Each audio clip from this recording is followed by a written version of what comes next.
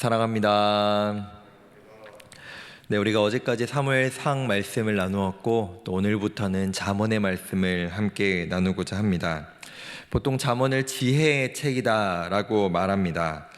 잠언을 기록한 솔로몬은 오늘 1절에 보시면 내 아들아 라고 하는 표현으로 이 말씀을 시작하고 있는데요.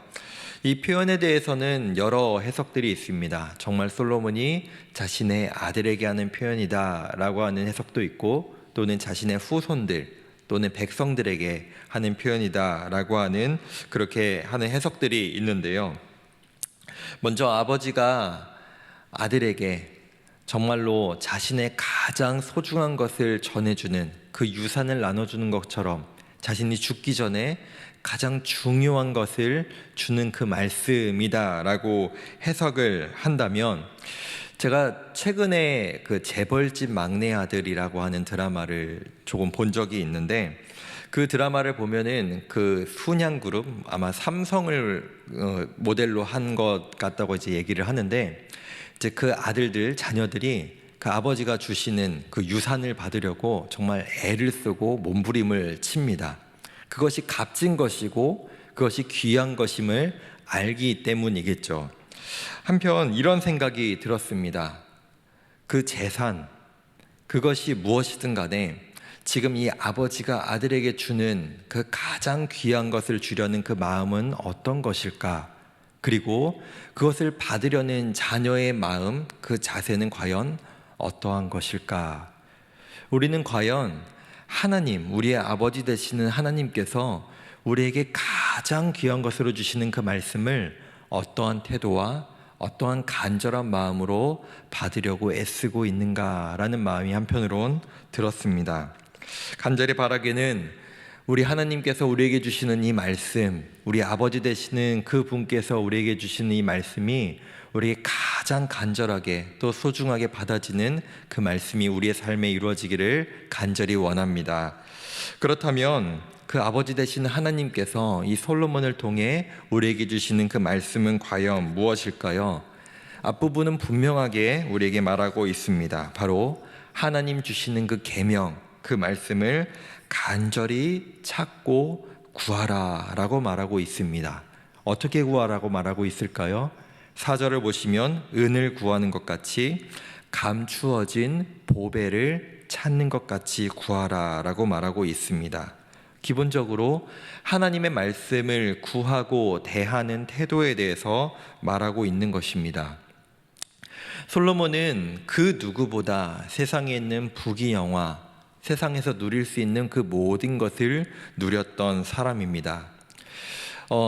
제가 20대 초반에 들었던 이야기가 하나 생각이 났습니다.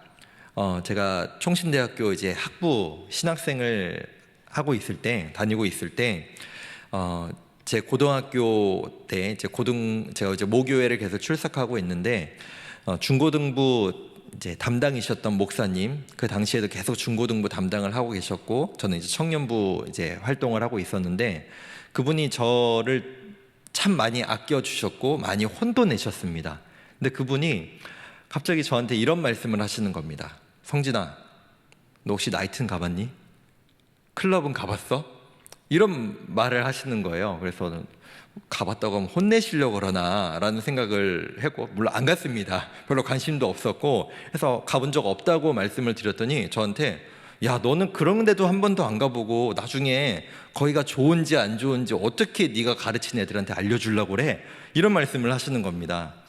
뭐 지금도 안 가본 거에 대해서 그렇게 후회하고 이런 마음은 없는데, 한편으로는 그럴 수 있겠구나라는 생각도 들었습니다. 아마도 이 솔로몬이라는 사람 인생에서 가장 자신이 말할 수 있는 강력한 무기 중에 하나는 이런 것이라고 생각을 합니다. 내가 다 해봤다. 내가 이 세상에서 누릴 수 있는 부귀영화, 이 세상에서 해볼 수 있는 그 모든 것을 다 해봤는데, 내가 내 아들인 너에게 줄 수 있는 것, 내가 너에게 가장 소중한 것이라고 말할 수 있는 것이 바로 하나 있는데, 그것이 바로 하나님의 말씀, 하나님을 아는 것이다. 이것은 그 누구도 부정할 수 없는, 뭐 알지도 못하면서 이런 생각하실 때 있지 않습니까? 목사님은 세상살이를 안 해봐가지고 세상살이를 잘 모르셔. 근데 솔로몬은 그 강력한 무기가 지금 있는 거죠. 내가 다 해봤는데, 내가 누릴 수 있는 거 다 해봤는데 가장 소중한 것 하나밖에 없더라. 그것 바로 하나님의 말씀, 그것이 바로 우리의 삶의 가장 귀한 지혜라 라고 하는 그 말씀인 것이죠. 그래서 5절에서 이렇게 말합니다. 내가 다 해봤는데 여호와를 경외하는 것, 그것으로 말미암아 하나님을 아는 것이 가장 귀한 지혜, 가장 귀한 길이다 라고 말할 수 있는 것이죠. 오늘 그 6절 이후에서 하나님을 경외하고 아는 것이 왜 중요한지 구체적으로 말하고 있습니다. 세상의 그 모든 것이 너를 건져내고 지켜주고 너를 가장 좋은 길로 인도하는 것이 아니라 하나님을 아는 것, 하나님의 말씀을 경외하는 것이 너의 인생을 건져낼 것이고 너를 지켜낼 것이고 너를 가장 귀한 길로 인도해낼 것이다 라고 솔로몬은 말하고 있습니다. 잠언에는 지혜라고 하는 단어가 참 많이 나옵니다. 그래서 잠언을 지혜의 책이라고 표현하기도 하죠. 그 지혜가 과연 무엇일까요? 우리 성도님들께서도 가장 잘 알고 계시는 하나님을 경외하는 것, 여호와를 경외하는 것이 지혜의 근본, 지식의 근본이라고 이 잠언은 우리에게 말하고 있습니다. 왜 여호와를 경외하는 것이 지혜의 근본, 지식의 근본이라고 말할 수 있을까요? 그 길이 가장 안전한 길이기 때문입니다. 그 길이 가장 우리에게 좋은 길이기 때문입니다. 그 여호와를 경외하며 여호와를 알아가며 살아가는 자에게 하나님이 주시는 그 지혜가 있는데 바로 9절에 기록되어 있는 공의와 정의와 정직의 길이다 라고 우리에게 말하고 있습니다. 9절 이후 그 맨 뒷부분 잠언의 하반절에 말하고 있는 그 길들은 아마도 솔로몬 자신이 스스로 살아왔던 길을 말하고 있는 것 같습니다. 자신이 걸었던 그 악한 길들, 자신이 걸었던 그 폐역의 길들, 그 길들을 걸어보니 그 길은 옳은 길이 아니었다. 여호와를 경외하는 자에게 하나님께서 주시는 길이 있는데 그것이 바로 공의와 정의와 정직의 길이라는 것이죠. 한편으로는 공의, 정의, 정직 다 같은 말인 것 같습니다. 이것을 우리에게 다 하나씩 구분해보라 라고 하면은 사실 구분하기는 쉽지 않은 것 같습니다. 맞습니다. 공의와 정의와 정직 다 하나님께서 우리가 걸어갈 때 기뻐하시는 길이고 하나님이 우리에게 제시하시는 선한 길입니다. 그렇다면 어떤 차이가 있을까요? 바로 범위의 차이입니다. 공의는 하나님의 영역입니다.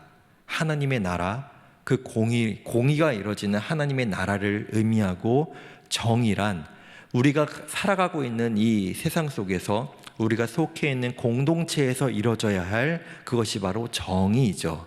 그렇다면 정직이란 무엇일까요? 우리 개인의 삶에서 나타나야 될 그 양심적인 삶, 하나님 기뻐하신 삶이 바로 정직을 의미합니다. 그렇습니다.